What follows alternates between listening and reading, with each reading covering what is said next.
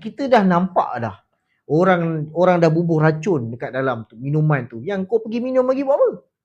Ini saya punya pandangan kan. Dah nampak dalam minuman tu orang letak racun, orang letak macam-macam, jadi kenapa kita nak minum? So jangan. Sebab the moment kita angkat cawan tu dan kita minum, itulah kata orang the real celebration untuk diorang. Jadi kita, pada saya YB Rafizi tak perlu meneruskan, tak berkurang apa pun. Khairun, tanpa RR PKR hancur, itulah kan. Tapi setakat dan sejauh mana kesan dia tu, sama-samalah kita nantikan. Sebab kita menjadi part of sejarah yang melihat perjalanan benda ni. Cuma kalau boleh kita ubahlah kan.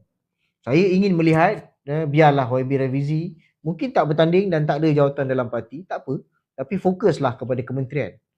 Sekurang-kurangnya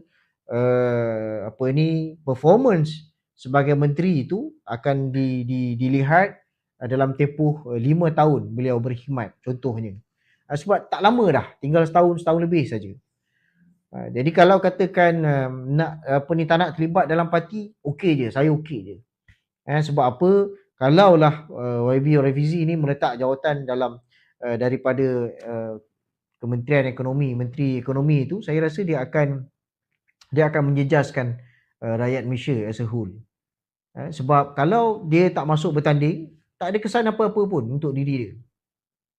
Kan? Tak ada kesan apa-apa pada diri dia. Tapi kalau sekiranya dia berhenti, dia meletak jawatan sebagai menteri, ini satu kesan yang buruk pada rakyat Malaysia.